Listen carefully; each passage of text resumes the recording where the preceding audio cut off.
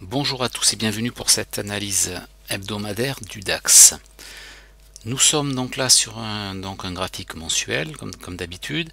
On peut voir que les prix ont un petit peu hésité et puis pour le quatrième mois consécutif ont repris leur tendance haussière de manière assez franche. Je vous avais parlé la semaine dernière de plusieurs niveaux importants. Je vous avais parlé des 488, qui est donc un niveau hebdo qui correspond aux mèches hebdomadaires que l'on a un petit peu tout le long, où ça a servi soit de résistance, soit de support.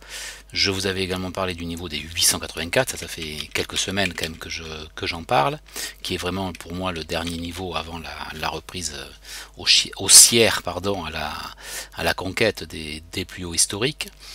Et le niveau des 662 qui était un niveau important mais qui était un niveau journalier, donc que l'on reverra un petit peu plus tard.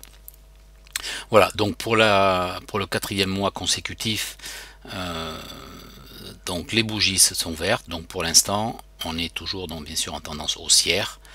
Les prix sont maintenant bien au-dessus de la MM50 mensuelle, donc qui maintenant va servir qui a servi à de nombreuses reprises de support, qui avait servi au mois de mai un petit peu de résistance, et maintenant donc qui resservira éventuellement de support si les prix étaient amenés à revenir dessus. Donc pas grand chose de plus à dire en mensuel. En hebdo, donc on avait parlé de cette bougie témoin hebdomadaire, donc on était allé chercher le bas il y a quelques semaines.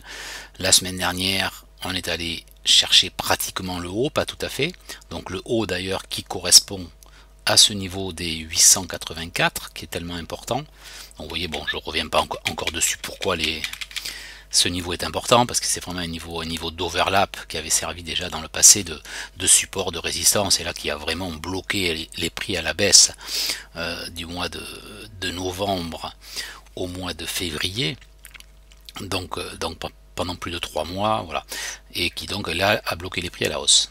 Donc on aura à peu près certainement une réaction dessus, et il est d'ailleurs probable que on casse ce niveau à la hausse, si jamais on doit le casser à la hausse, qui se cassera avec un gap hors séance, comme c'est généralement le cas sur les niveaux importants. Donc en hebdo, on peut voir donc la semaine dernière, on a vu une belle bougie haussière franche, donc qui m'avait amené à persister dans mon biais haussier. Et bien cette semaine, après pas mal de tergiversations, je vais dire, et beaucoup d'hésitations qui ont fait un marché très compliqué à trader, et ben on a clôturé la semaine au-dessus des plus hauts de la semaine précédente et au-dessus du niveau des 662, donc c'est quand même assez important. Je passe donc en journalier. Je pense que j'ai pas grand chose de plus à dire sur l'hebdomadaire. Donc en journalier, effectivement, je vous avais parlé de niveau des 12 389, là, qui était le bas de cette mèche, qui avait contenu les prix pendant assez longtemps, qui était presque le haut de cette bougie témoin, de la bougie témoin du 16 juin. Et j'avais dit que, enfin on verra plus tard en une heure où j'ai encore les flèches qui ont été tracées, donc j'avais indiqué qu'un retour sur ces niveaux était possible. Donc on voit, c'était donc vendredi, donc j'ai fait l'analyse la semaine dernière, on était donc le week-end, donc après cette journée de vendredi, et j'avais indiqué que le niveau donc des 12 662, qui était donc le plus haut de vendredi ici, ouais, bon, ben, à un dixième de piste près, c'est 662,8. Donc allait être un petit peu la barrière à franchir, et que si on le franchissait, on aurait certainement un pullback dessus. Voilà. Mais en tout cas, moi, en cas sûr, c'était un niveau d'achat pour aller chercher les 884. Alors on voit qu'on n'y est pas allé tout à fait, on s'est arrêté juste avant pour retracer et aller chercher des niveaux. Ce qui ne m'étonne pas du tout, puisque lorsqu'on a un gros niveau comme ça, on le franchit pas comme ça du premier coup. Les prix ont besoin de redescendre, de trouver un niveau de support pour reprendre de l'énergie pour aller le casser. Donc jusque là, pas de surprise. Alors on va voir en une heure que c'était pas si simple que ça quand même, que le marché a beaucoup hésité. Alors Donc en 1 heure, donc lorsque j'ai fait l'analyse la semaine dernière, c'était donc au trait rouge, la ligne verticale. Donc on était donc ici. Pour être sûr que vous voyez bien mon curseur. Et j'avais évoqué 3 scénarios. Je les recentre. Voilà. Je vais pas tout refaire en détail, bien sûr, parce que la vidéo de la semaine dernière est toujours là, vous pouvez la regarder si c'est pas tout à fait clair. J'avais donc évoqué la cassure des 12 662, un pullback sur les niveaux pour repartir à la hausse et aller chercher les 884. Donc on voit avec les prix, ils ont bien cassé, ils sont revenus les chercher, une première fois on a un peu avorté, on est revenu se poser sur le niveau pour repartir un petit peu plus haut, bon, mais ça manquait quand même un petit peu d'énergie à la hausse, du coup les prix n'ont pas réussi à casser les plus hauts et sont revenus rechercher les niveaux. Donc j'avais dit que si jamais on redescendait en dessous, j'avais une deuxième option d'achat qui était le niveau des 12 488, donc que l'on a vu tout à l'heure. Donc les 12 488, on a hésité un petit peu, on est revenu les chercher, ici une première fois au point près, on est reparti, les 662 ont bloqué, on est revenu les chercher un peu plus bas, on les a cassés un petit peu. Ce qui montrait une petite poussée baissière, donc un petit peu plus de force à la baisse qu'à la hausse. Donc il fallait un petit peu se méfier. Donc on est quand même reparti, rechercher les 662 que l'on a légèrement cassé. En fait, ce sont les mèches ici sur ces niveaux-là qui ont bloqué. Lorsqu'il y a beaucoup de mèches, comme ça, sur un même niveau, ici, c'est généralement un niveau qui aura des difficultés à être passé. Il y aura certainement, lorsque les prix arrivent, ils font généralement un pullback et ils prennent un petit peu de force et d'énergie pour les recasser à la hausse. Bon, c'est pas le sujet. Donc là, on voit bien qu'on est reparti à la baisse. Là, on les a enfoncés encore un petit peu plus.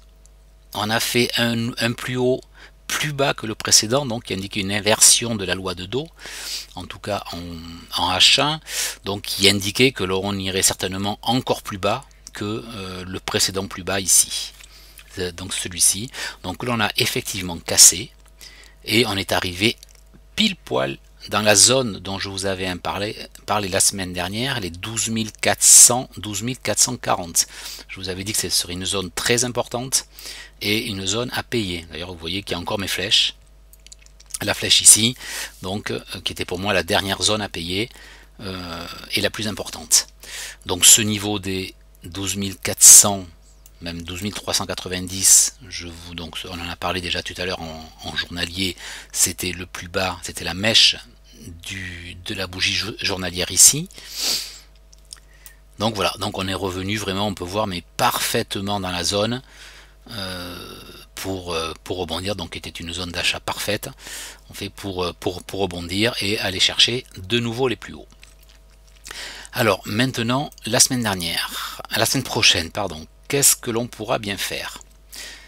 Enfin, en tout cas, je reviens juste sur les différents niveaux. On peut voir que chaque fois que l'on est revenu chercher un des niveaux dont je vous ai parlé, on a été gagnant. Donc, à chaque fois, si on prenait un trade, on n'allait pas jusqu'en haut, mais on avait largement le temps. Si on venait chercher ici, on avait largement le temps soit de prendre un TP1 ou au moins de mettre à break-even, puisqu'on montait quand même d'un certain nombre de points. On est monté de 150 points. Bon, je pense que si on fait 150 points dans la journée, on peut s'arrêter là. C'est pas la peine d'aller plus loin. On a fait sa journée. Lorsqu'on est venu chercher les 488, on est remonté là 187 points. Bon, voilà. Donc, je pense que c'est chaque scénario était gagnant. Donc bien sûr, il faut rentrer sur signal, on rentre pas juste en shootant un prix, hein, parce que là on se serait fait avoir. 488, on est descendu à 458. Bon, ça commence à faire 40-50 points de stop. Donc c'est bien la raison pour laquelle il faut jamais shooter un prix et rentrer juste sur le prix, parce qu'on n'a aucun niveau pour mettre un stop, on ne sait pas où le mettre, donc toujours attendre un signal en UT inférieur, avec un niveau de stop bien clair et bien établi. Après, le trade marche ou ça marche pas. Nous, on fait notre boulot, on place notre ordre, et après, c'est le marché qui nous donne raison ou tort. Donc, la semaine prochaine, Qu'est-ce on pourra faire? Bon, je crois que la question de savoir si le marché est aussi au baissier, en tout cas pour moi, ne se pose toujours pas. On a une MM50 qui est bien pentue, bien haussière. On peut voir les différents niveaux. On peut voir que là, on a cassé la MM50 donc avec un gap lors de la baisse, donc ce qui montre pour moi également l'importance du niveau de la MM50 en journalier. Comme je vous disais, les niveaux importants sont cassés avec des gaps, mais là il y avait la MM50 qui faisait barrage, ainsi que le niveau des 13 380 qui était un niveau hebdo, mais ça a été cassé avec un gap, et ensuite on est descendu, on a commencé à remonter, on a cassé ici la MM50 à la hausse, on est revenu tester la MM50. Allez, c'est pas un hasard. On est revenu tester de nouveau la MM50 au point près avant de finalement repartir à la hausse. Voilà, donc quand on a une MM50 bien pentue comme ça à la hausse, pour moi, on est toujours haussier, même si bien sûr il peut toujours y avoir des retracements qui reviennent la tester. Alors en journalier, on voit également que l'on a donc ce canal journalier qui contient bien les cours, avec un point ici, 2 points d'appui ici, 3e point d'appui ici. Donc cette semaine, on est revenu légèrement l'enfoncer, mais ce qui est important, c'est que l'on est reclôturé au-dessus. Donc le niveau est toujours valable, on peut dire que cette oblique a tenu. Donc les vendeurs ont essayé de casser l'oblique et on a clôturé au-dessus de cette oblique, donc elle est validée. Donc je pense toujours que l'on va continuer à monter. Même si c'est complètement... ça semble complètement fou avec tout ce qui se passe dans le monde, et le Covid, etc. et la situation économique. Mais bon, comme on dit, on ne traite pas ce que l'on pense, on traite ce que l'on voit. Donc belle bougie haussière qui avale la bougie précédente, globalement un petit peu celle d'avant aussi, avec la mèche on l'avale, même si le corps ne l'avale pas, mais en tout cas on clôture, on peut voir que l'on clôture en journalier, donc au-dessus de cette mèche-ci. Donc le plus haut était à 12 711, on a clôturé à 12 726, donc voilà, on a bien clôturé au-dessus de jeudi, au-dessus de mercredi. Donc en toute logique, maintenant on devrait donc aller chercher les niveaux, enfin les 884. Je pense que l'on va encore avoir des petites tergiversations dessus, et je pense pas qu'on le casse comme ça one shot, mais quel pourrait être le scénario? Bon, là on a quand même une belle hausse, donc je pense que l'on va avoir un petit retracement. Ça m'étonnerait que l'on continue comme ça. Alors je trace les Fibos, je vois que les 61,8, on a les 50 qui sont ici, par là, mon trait en rouge, et mon 61,8, le trait en vert. Donc moi je verrais bien un petit retracement sur la zone 50-61,8. Ça pourrait d'abord peut-être un petit retracement sur ce niveau qui pourrait renvoyer les cours. Donc de nouveau les 662. Si les 662 ne tenaient pas, moi je verrais bien un petit retracement, venir prendre appui sur l'oblique. Voilà, pour repartir à la hausse, comme ceci. Je ne pense pas que l'on redescende en dessous. Si jamais on cassait l'oblique et que l'on clôturait en journalier sous cette oblique, bon, à ce moment-là, peut-être qu'il faudrait effectivement voir si les prix reviennent chercher un appui sur le niveau des 12 400, donc dans cette zone.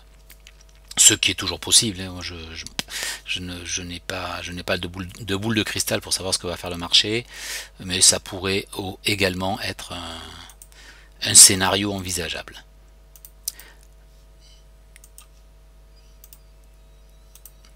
Voilà. Donc après, mais si jamais on clôturait en journalier sous l'oblique, ça m'embêterait beaucoup. Parce que ça voudrait dire que là l'oblique serait vraiment cassé. Là on a clôturé en H1, donc ce n'est pas très important. C'était donc une tendance baissière court terme qui s'était mise en place, mais en daily ce serait un petit peu plus embêtant. Mais voilà, après ça, si les prix reviennent sur le niveau des 12 400, 12 440, effectivement, il faudrait les surveiller pour un achat. Et si jamais on casse ces niveaux, j'ai exactement comme la semaine dernière, à ce moment-là, peut-être que je reprendrai un biais baissier. Mais je ne pense, ce n'est pas en tout cas mon scénario privilégié. Mon scénario privilégié est soit un rebond sur les 662, soit un rebond au niveau de l'oblique et des entre les 50% et 61,8 de retracement de la dernière hausse. Et si jamais on casse les 884, bon mais là je vais le remettre en journalier pour avoir les niveaux. Donc si jamais, hop, je réduis un petit peu. Donc les niveaux importants bien sûr après sont les 13 380 que j'avais tracé lors d'une vidéo précédente, car ça représente des niveaux, les mèches ici, toutes les mèches ici qui ont contenu les cours pendant un moment, la mèche ici, les mèches là, la mèche ici, voilà, donc un niveau qui sera très travaillé. Et bien sûr après le dernier niveau, les 13 810, les plus hauts historiques, mais ceci est une autre affaire. Je pense que l'on n'y est pas encore. Donc il y a quelques niveaux intermédiaires entre les 12 884 et les 13 380, il y a presque 500 points. Donc pareil, on n'y montera pas d'un trait, je pense. Donc il y a un petit niveau intermédiaire, donc vers les 13 130, 140, donc qui correspond aux mèches ici. Alors j'ai pris voilà toutes les mèches ici qui ont buté pendant presque une semaine, où les prix ont été contenus. Finalement on a cassé, on a réintégré, hop, on est reparti vers le haut. Ça a servi ensuite de support, toujours, enfin encore de support, je vais dire plutôt. Ça a servi un petit peu de résistance, de support ici, de résistance ici. Voilà, donc c'est un niveau aussi sur lesquels les prix vont certainement réagir. Et ensuite entre 13 380 et 13 810, donc là encore à peu près 500 points ou 450, il y aura donc le niveau des 13 577 ou 580, donc qui correspond à la mèche ici et aux deux ouvertures clôture ici et aux mèches ici. Voilà, donc ce sera un niveau également qui pourrait bloquer les prix. Donc pour résumer, toujours haussier, les niveaux dont je vous ai parlé, voilà, je me le mets à l'échelle. Voilà, les niveaux dont je vous ai parlé, donc il pourrait renvoyer les prix à la hausse. En dessous de 12 400, mais peut-être que je repasserai baissier. Et si jamais on casse les 12 884, ben à ce moment-là, on pourrait aller chercher les niveaux dont je viens de vous parler. Cependant, attention, parce que c'est un niveau, je pense, qui ne va pas être passé très facilement. Donc il est possible que l'on fasse des petites... voilà, des petits allers-retours et que l'on fasse un nouveau range, voilà, etc. Et peut-être que cela renvoie les prix à la baisse également un petit peu plus fort. De nouveau, si on casse l'oblique, voilà, on risque de repartir chercher les autres niveaux. Donc je pense que c'est une semaine qui sera peut-être pas très simple. On a fait beaucoup de range. Jusque là, ça fait un mois que l'on fait du range.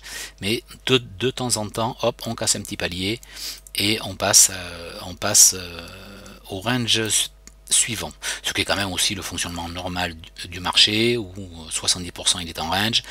Il casse un niveau, il range, il casse un niveau, il range. Voilà. Donc une petite chose aussi que j'avais notée ici, pour s'il y a certains qui sont un petit peu aficionados des vagues de Wolf, bon, on en avait une petite ici, donc avec, voilà, donc un niveau, ici on avait le 1, bon, je sais plus un truc. Donc ici on avait donc le point 3 et le point 5. Donc le point 5 sur lequel il y a souvent une exagération, donc qui était donc un point d'entrée idéal, puisqu'en plus il correspondait à la zone des 440, et ici donc le point 2, le point 4, donc on trace une droite du point au point 4 qui donne l'objectif donc qui a parfaitement été atteint. Donc il est possible qu'il y ait une petite réaction baissière, car tous ceux qui ont vu cette vague de Wolf et qui l'ont prise vont prendre leurs bénéfices sur ces niveaux-là. Sur les 12 700, 12 730, donc il est possible qu'il y ait une réaction baissière. Mais c'était quand même une très belle vague de Wolf. Voilà, donc qu'est-ce que je peux dire d'autre? Tant que je suis là, je voyais, justement, je disais tout à l'heure qu'il fallait entrer sur signal.